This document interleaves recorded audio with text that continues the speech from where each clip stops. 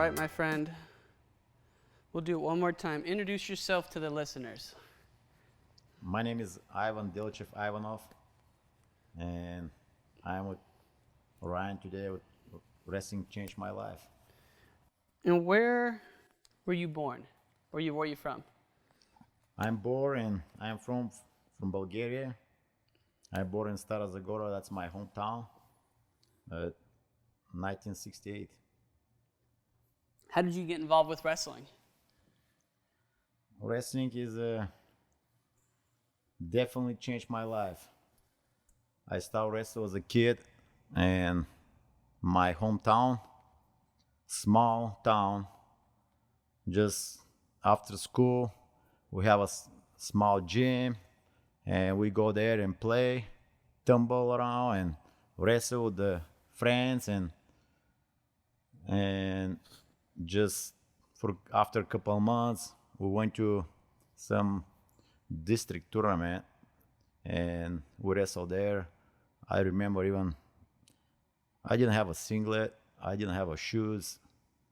I wrestled with the shorts and maybe socks, and just wrestle, win a couple of matches, lost maybe. I took third actually, lost one match, but I was a really athletic kid, a really skinny, small kid, and gifted. I can say that I can play any sport. Was so flexible, so in good condition, and obviously the sport school coach saw me there, and after that he came to my family and my house and asked my parents to let me go to sport school.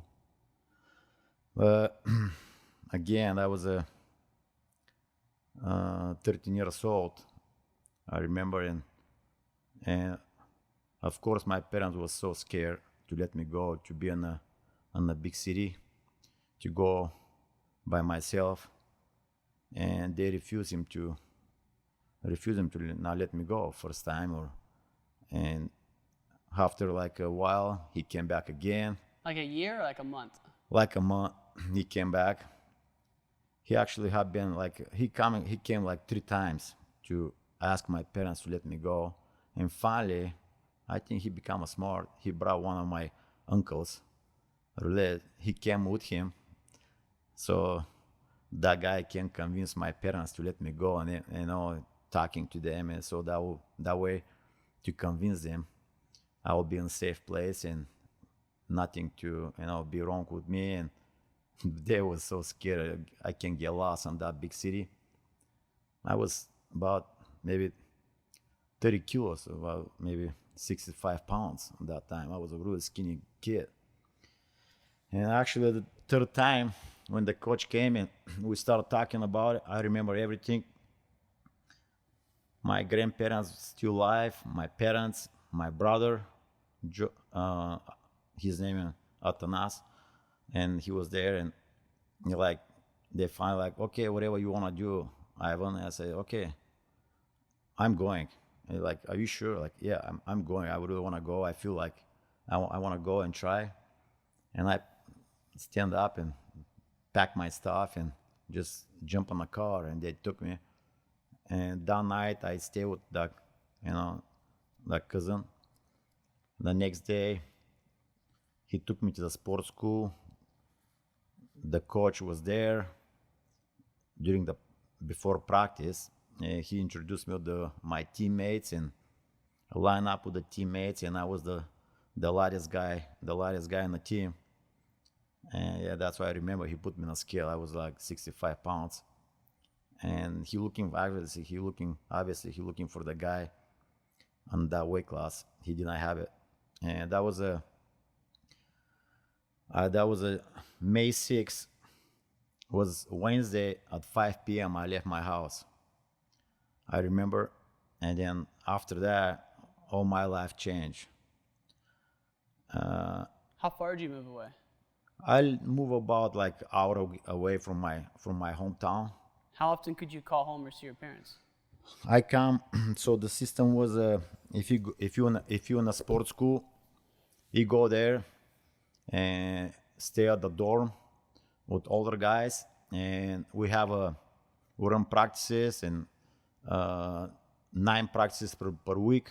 We stay in the dorm, and every Saturday after morning practice, we go back home, change clothes, stay that night with my parents. They give me some money, pocket money, for the week, and go back. So Sunday, about like afternoon, like 5, 6 p.m., 7 p.m., you have to be at the dorm because they have like a curfew. They lock the door at like 9:30 or 10 o'clock. They lock the door, depending on the time, like summertime or winter time. They kind of a little bit different. They lock the door. You better be there because after that you'll be in trouble. They'll let you in, but they will ask you where you been.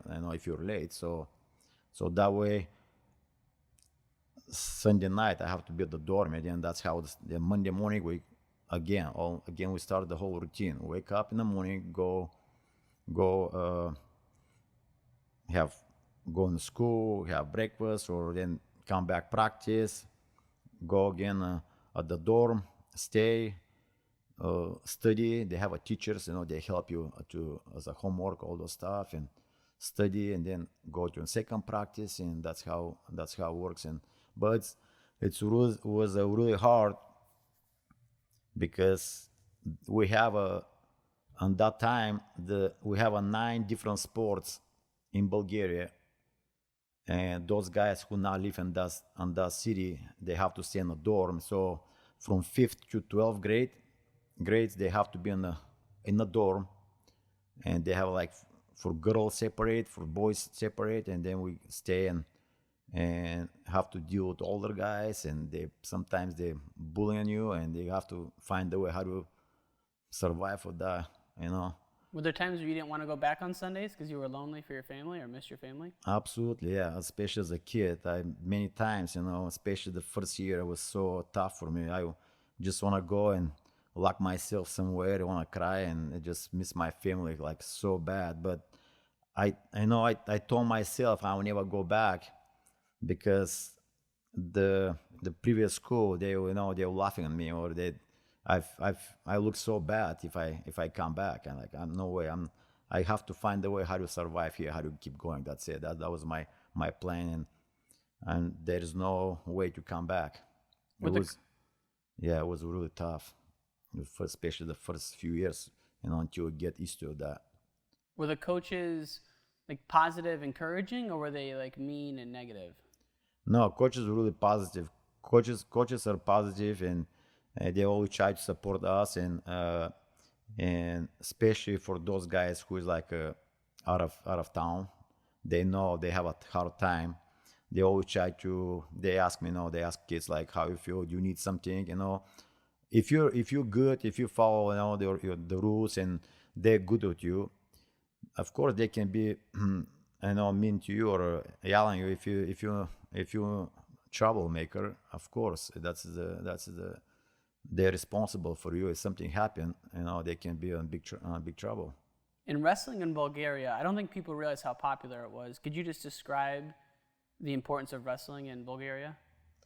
Yeah, wrestling is like it's in our blood. It's everybody as a kid go outside and play and tumbling around and wrestle even on the grass.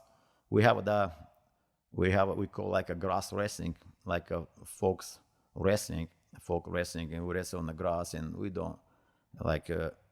It's a huge wrestling is the most popular sport in Bulgaria, the most famous sport in Bulgaria, and before and now, still the most popular sport, and people love wrestling.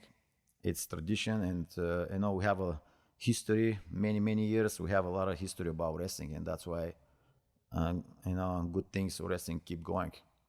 And so through this sports school system, the Soviet Union used it. A lot of the communist Eastern Bloc countries did it. You mentioned it earlier, but what was the day in the life? What time would you get up? and what was the morning workout? Was it strength and conditioning or wrestling? We wake up like 7 o'clock in the morning and go to school. And by my time, when I was there, now it's easy because everything in the same spot. I have to travel a lot, walking with my back and on the back, and because everything was different in different places. School in one place, practice was another one.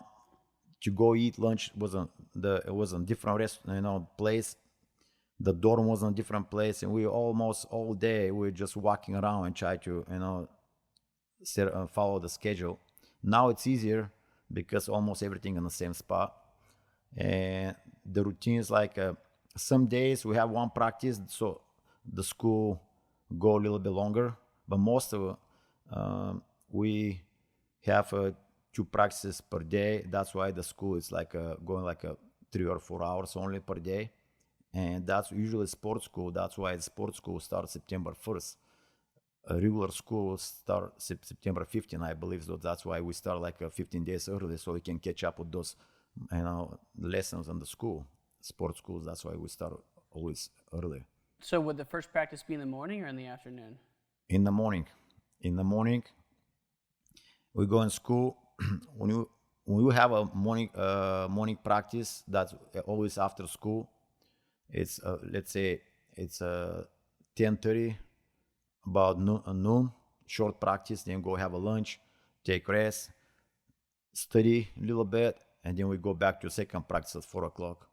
So you weren't ever doing like 5 a.m., 6 a.m. You were No. You were allowed to sleep in. No, yes, we didn't have, because we're still kids. Nobody wake up like that early, but like 7 o'clock they wake up us and we gotta go. So what would the noon workout be? Would it be wrestling or would it be running and like lifting?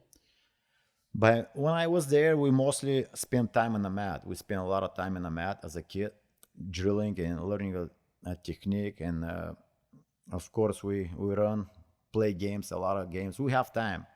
We focus a lot on the tumbling and the flexibility exercise. That helps a lot kids. Now as a coach, I can see a lot of kids are missing that. Coaches are not so much pay attention on those things, and maybe because don't have time. It's only one practice per day or like 3 times per week, but we spend a lot of time tumbling and flexibility and develop those coordination and good balancing, all those exercises, which helps in a really good coordination and like skills for the future.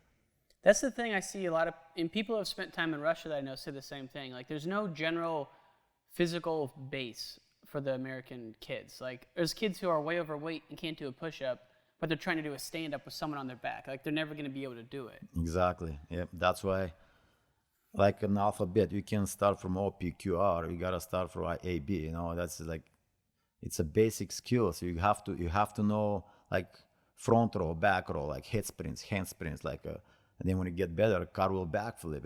We learn all those stuff just watching our all brothers there, like older guys, like older generation, they're doing it, and we're watching and we're learning each other. Like, but again, the skills helps a lot. They're providing those, spend a lot of hours tumbling in those exercises. So when you were like 16, what year was it when you were like 16, high school age? 16 years old, I was started being a cadet. And was it like 1980 or 1970? I was 16 years old, 1986, 86, sorry. 86? 86. Okay, so I'm just trying to map it to the Olympics. So 1980 Olympics took place in Moscow. Did you get to watch any of that? I watched Moscow. Moscow, the Olympics was 1980. Yeah. I watched, and that inspired me so much. I watched, I remember I was in my friend's house. Oh man, I was in my friend's house and actually on the home where is the sports school, on the city where is the sports school, and they invite me to go in their house, and they're like, Ivan, sit down and watch. I know I'm okay. I just sit down by the chair. I stay by the chair, and I never sit down on the chair. I was on my feet and watching the Olympics, how they wrestle. wow, that was so impressive, man, to watching like a live how the people wrestle the Olympics, and then like, and that inspired me a lot. Was it like, I mean, knowing that it was the Soviet Union and like all the communist countries were there, it had to be awesome to see. Like, and I know a Bulgarian guy, you were telling me he was third on the Olympic ladder, but he got to go and he still placed. Yeah. But so I'm just in general, I just love hearing about the first time someone watched the Olympics. Like that was your big dream when it started. Exactly. That was the big dream. Because, you know, as I told you, I grew up in a small town. Nobody talk about Olympics. Nobody talk about world champions. And they just, wrestling is just for fun, just to keep kids like busy or in good shape. But when you move to the next level and you see those guys, you know, your eyes are open and like you start dreaming about it. Like I want to be that way, and I want to achieve some goals, and it's a big deal for the kids to see that. But yeah. What wrestlers were influential for you when you watched that '80 Olympics? That year, I was a kid, and I don't remember from the Olympic Games. I don't remember any names. I just watch. You know what is impressed me? Like, you won't believe, man. Like how when I will be able to get the singlet, to wrestle with the singlets. I just watch and like, man, look at those shoes, how cool they are, those singlets. Like I don't remember any names. I because I'm kid by that time, and just I to me different things was kind of catching my eye. The ref, how they dress up, the referees, how the coaches are dressed up, how the wrestlers wrestle on the mat.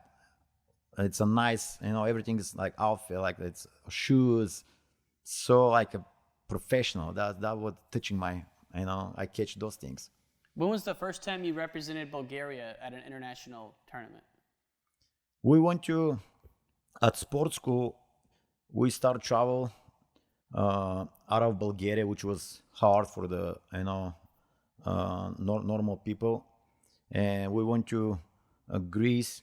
I remember I present, you know, Bulgaria in my sports school and my team at Greece. I compete first time at the international tournaments in Greece.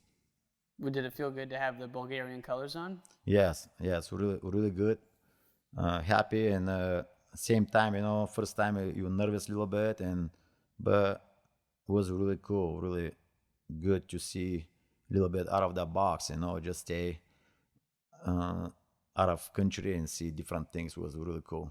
So by the time you were in high school, how many tournaments a year were you wrestling in? I think that was a little problem.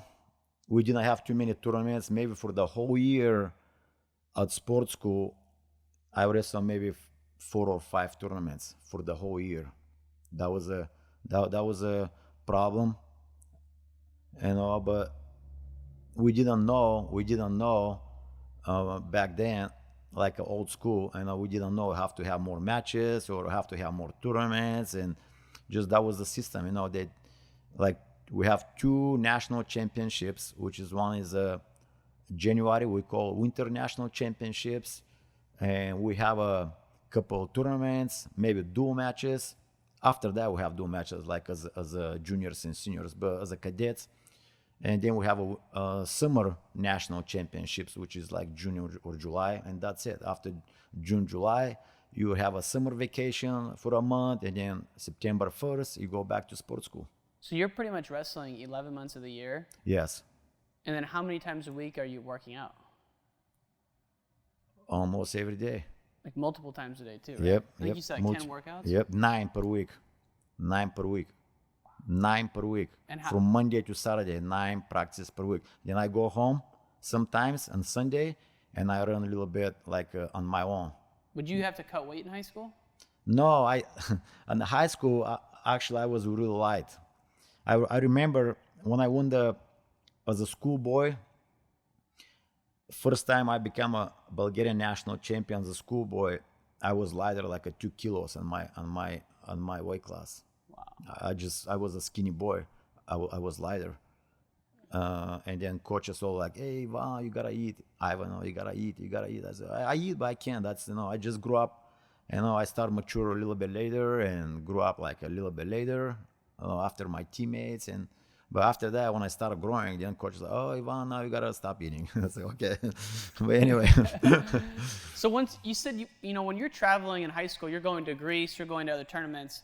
There's very few people in the country that can travel because during communism you can't leave the country, which I still can't wrap my mind around. We were talking earlier. Tell me what you told me about if you wanted to go visit a friend like on a border city, you had to get special permission to even do that, right? Yes, that was before 1989. I was if you travel even in the country, you want to go visit your family or your brother or any, like he's a soldier on the border, you have to have special permit from the mayor or police station. So you'll be there that day, and how many days you'll be there, and you prove that you have a reason to be there in that city, because that city is really close to the border, to any border, like a Turkish border or a Greece border or any border. You gotta have that permit. So once you get there, there's a checkpoint. The police will stop you and ask you for your passport or the paper, and so you have to show them. Otherwise, they will not let you go. And if you show you have a reason to go there, they'll let you go and come back, and that's it. But to be outside the country, even harder. You gotta be like a sport people, or diplomatic, or like a politician, all those like that. And we was a fortune because of wrestling again, to be able to travel out of country, and they make us a special passport. Usually our Bulgarian passport, international passports, are red. By that time, I remember to have a passport and to live out of country was kind of gray, like light brown was kind of this kind of passport. It was if you have this passport, you can go, no problem. But like if, let's say you're not an athlete and your family wants to take a vacation to Italy, could you just do that? No, you can't. You can't. Like, why are you going to Italy? Stay here. We can find vacation place here. you can't just leave the country by that time. There was the system that way. And what about if you just wanted to like open a side business or a restaurant? You can't. You can work for the government and just receive monthly payment, and that's it. No problem. So how hard was it when Bulgaria switched from communism to free market in 1989? That was a shock. And I will never forget this, because first the communism fell, and second our son George got born the same day, same year, November 11, 1989, and the communism fell, and everybody was shocked. It was really hard for a couple of years. You won't believe, the stores are empty. If you want to go and buy a food, or you have to, I'm looking for a milk, like for George, for kids. You gotta go like 4:35 in the morning and go there and stay in the line in front of the store. So when the store open, you will be able to buy some milk, all those like things. Because if you're late, it's gone. You won't be able to buy nothing if you're late. So you couldn't just buy like steaks and meats and all that? No way. It was really, really difficult, and people were really shocked, and they start talking about businesses and Democrats, and like what is that? How we can run business? How you can make money on your own? Like you like all life you working, you going for 8 in the morning to 5 and come back and home, and then end of the month you receive a money, and that's it. You raise family, and that's it. But now, tomorrow, you wake up, you're on your own. Yeah. Your own. You have to find a way how to survive, and it's a shock. It's a really big shock. How much money was there for sports teams and wrestling, like the national team at that point? How much money of what? For the national team, was there still support for the freestyle team, or was that really tough? The government? Yeah. Because like before, the government was paying for you to go to sports school, right? Yes. And were you getting like a stipend to wrestle? Yes, Did that still exist after communism fell? little bit. Yeah, the government still help, but obviously it's not that much like before, because now the biggest sponsor any sports it's a government. We got lucky of this. That's why you have so many good results on any sports in Bulgaria. The small country, only 7 millions. That back that we was like not 8 millions, and the government help and support everything and take care of everything. We have a really good results and huge. It's a competitive any sports. Really competitive. Now it's not that much because obviously people try to help sponsors, but the problem is they not the government not allow them those money which spend on sponsors to get out of the taxes. Right. So that's kind of it's really hard for people who wants to support sports or any like anything. I mean, we're talking about a place the size of Iowa that has as many Olympic gold medalists as the Soviet Union in some categories. Like Exactly. That's the amazing thing. The weightlifting, 300,000 weightlifters in the Soviet Union, 5,000 in Bulgaria, and they have the same medals. Yep. Like crazy. Yep. That's it. Same in wrestling, I'm sure, back in that era. So what was the highest level you wrestled at? Did you ever make the World Championships or the Olympics? Unfortunately not. I'm 2 times European team member, 5 times Bulgarian National Champion. I didn't make the Worlds. There's a little bit story about this. So I thought if you were on the European team, you were on the world team. Like what year did you make the Europeans? 1993 and 1994. So what happened between the Europeans, which are usually in April, and the World Championships, Yes, which are in yes. August? At the Worlds before the European Championships, I got hurt. I dislocated my elbow, and I was a match away to place in the European Championships, but I was almost with one arm. And after that, I didn't compete for the World. That was 1994 for the World Championships.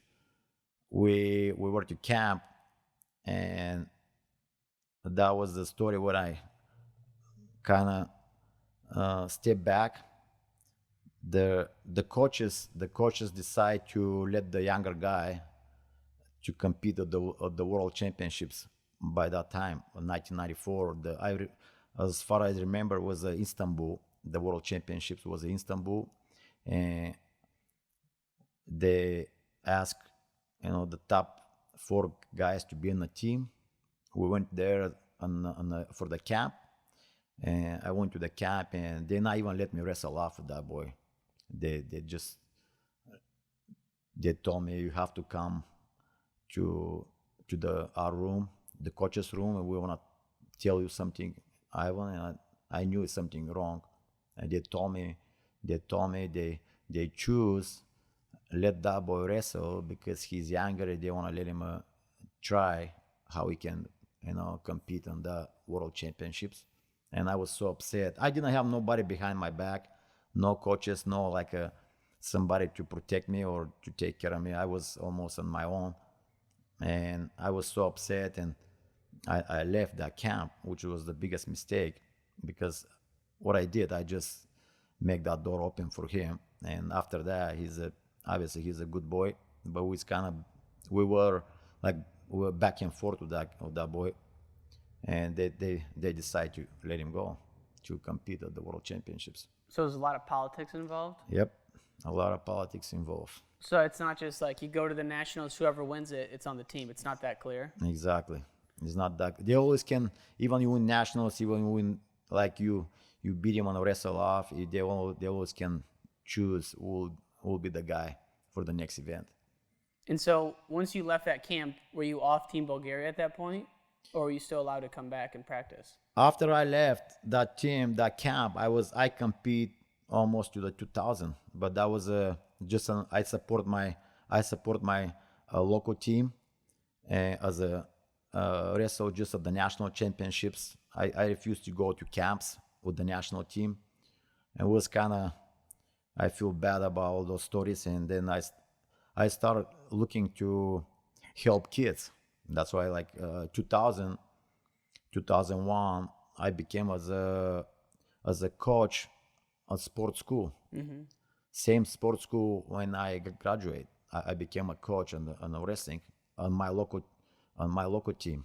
Wow. The president of my local team, recruited me as a coach, and I started coaching those kids, 2001, 2002, those years. So 2003, I still travel. I went to a lot of countries, compete and actually coaching different countries. I compete only in Bulgaria. I coach in different countries. How come you never defected? That's the good question. I have a family, and I just think about it. I want to move. I came to United States. I want to move, but I want to do legal. I want to do everything right. First time I came to United States was 1993. We came as a Bulgarian national team to come as a wrestling camp at Foxcatcher, and I saw that how everything different, and I started think about it, but again I knew I want to do right, because if I stay, it will be hard to get my family here, my wife and my kids and all those stuff, and it will be really, I don't like to do that way. I want to do right. But that first trip sparked a dream in your mind that you wanted to come to America? Exactly. 1993, I remember that was like open my eyes, and like one day I want to do something different, man. I want to give at least better chance to my family, to my kids. What was your first impression of the United States in 1983? Everything was big, man. Street, cars, buildings was big. Like, wow, what, like, it's a Europe kind of small streets, small vehicles. Here, everything was big. Those big trucks, big buildings, everything, like, people feel kind of free.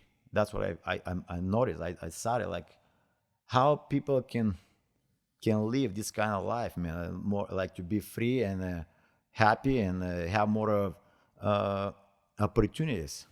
I noticed this immediately. What about the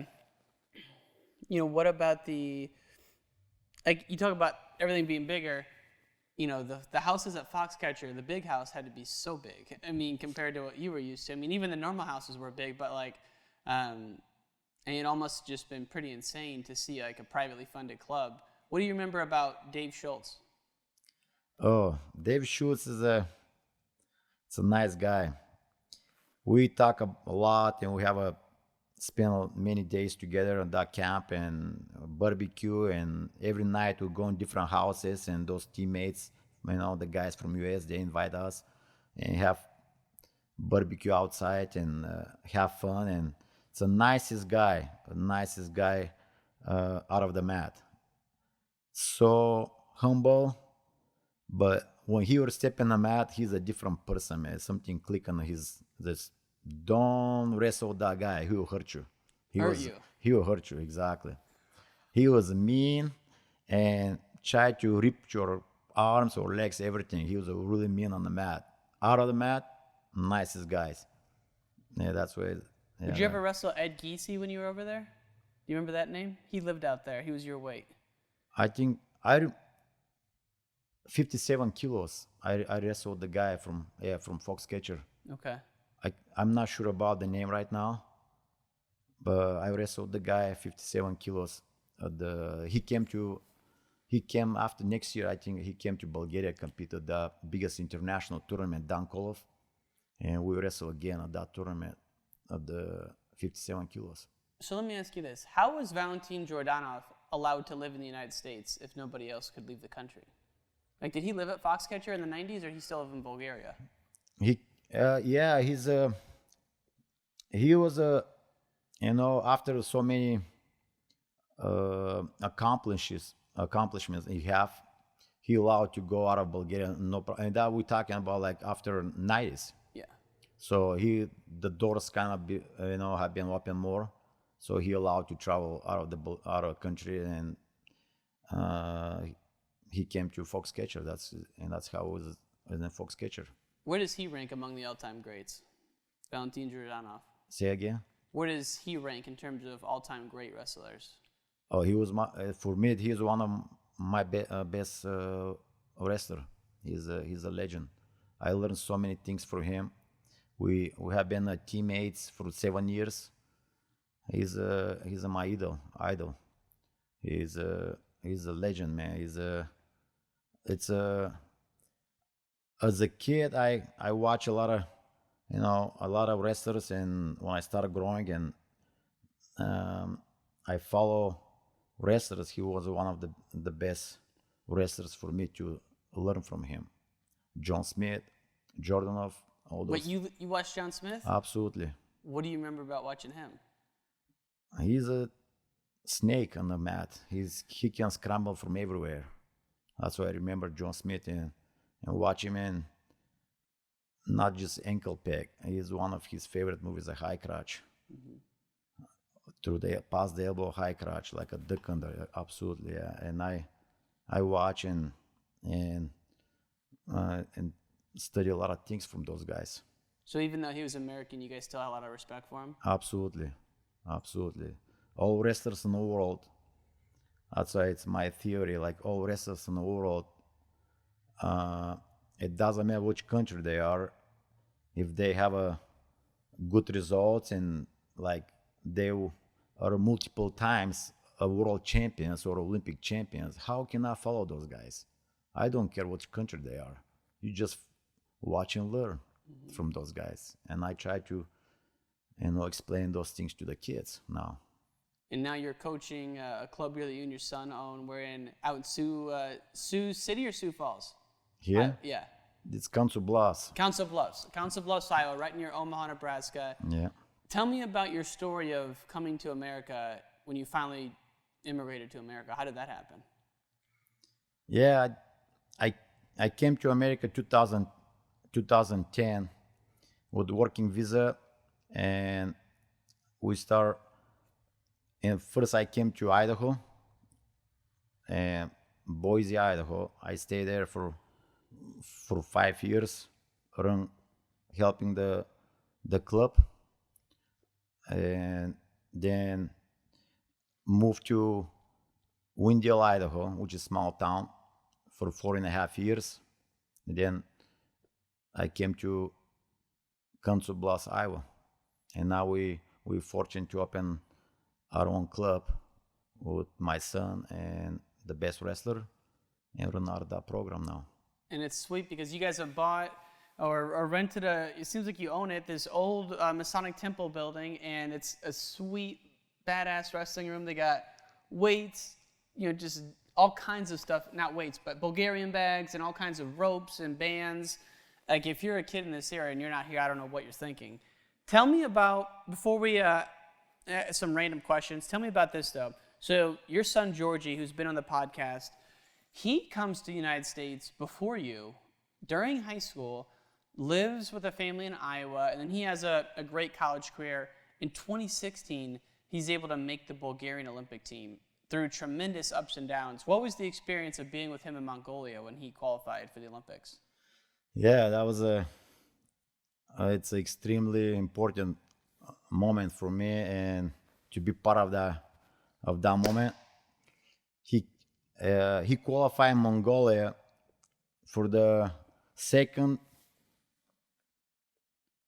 qualification tournaments for the Olympics. Mm-hmm. And that was only chance for George to qualify for the Olympics.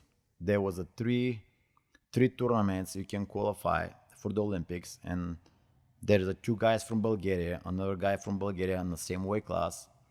The coaches decide, let other guy compete at the first tournament. He didn't qualify. Obviously, let George to compete at the second tournament. And if George didn't qualify, they will let the other guy to compete in the third tournament, and that's it. Mm-hmm. So George knew that's only the chance he can qualify, and can have a chance to compete. So he did a really, really extraordinary job on that tournament. First match, he beat the Moldovan guy. The Moldovan guy take other Bulgarian guy few months ago in Bulgaria. Tekfal. And we knew that match will be really important, the very first one. Do you think it was a legit draw? They purposely draw him into that? No, it was the draw was legit. I think the draw was legit, just the draw. And just George was really focused, and he beat that guy the first match. He beat him, and everybody started like freak out. Like I remember other teammates and the parents there from Bulgarian team. They came like, Ivan, do you know that guy George beat him? This I know. Like, I know, guys. I know who is that guy. I know we have been following these guys. I know that guy will be a really tough match, and George beat him, and then the deal was top 2 qualified only. You have to wrestle on the finals to qualify, and then wrestle a couple more matches. He won to the final. Semi-final match, he beat the Hungarian guy. He beat him, and that was the match to qualify for the Olympics. How frustrating was it to watch all the shenanigans that happened afterwards? Knowing what had happened to you. Yep, exactly. I was really afraid to see the same scenario what I've been through. I was really afraid.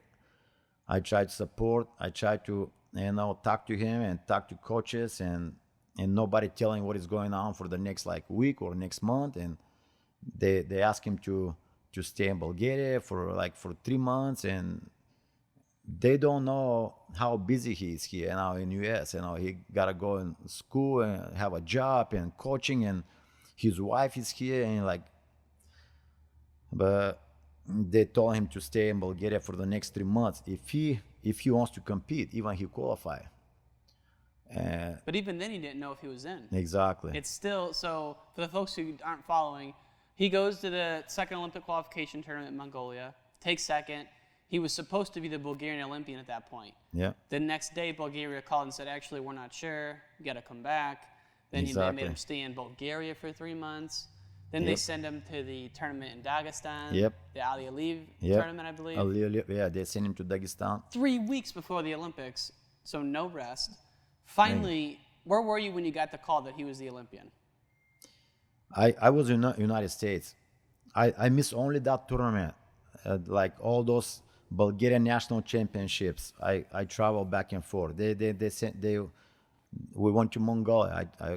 I traveled back to Mongolia, came back here, and I can miss too much, and that's the only tournament I miss in Dagestan. So they told him after the tournament, he will be the guy. But the problem is, they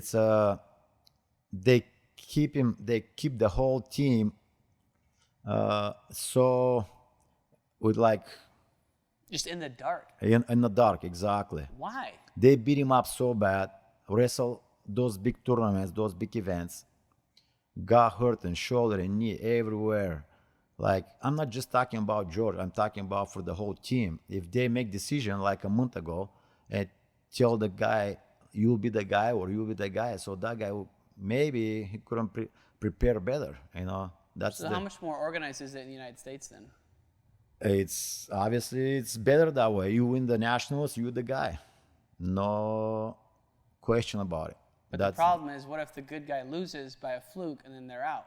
That's the thing that the Americans say. Well, we'd rather have this guy, even though he had a bad tournament, we'd rather have him on the team, but it doesn't work like that. Exactly. Do you like it that way better? Absolutely. The transparency? You win you qualify. I like the rules.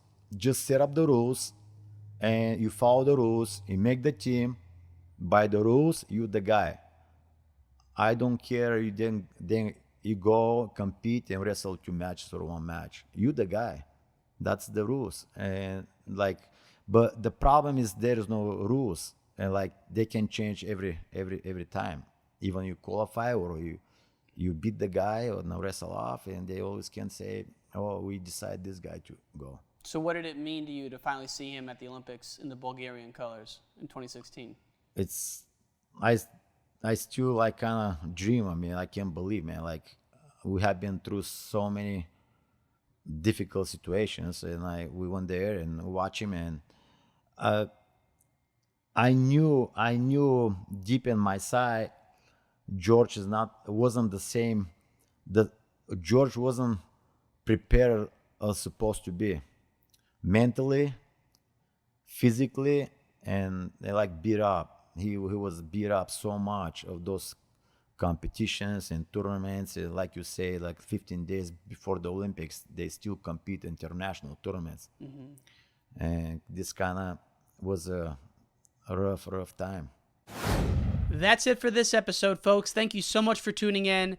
This episode was brought to you by MANSCAPED. Get 20% off on your next purchase with the promo code WCML at manscaped.com.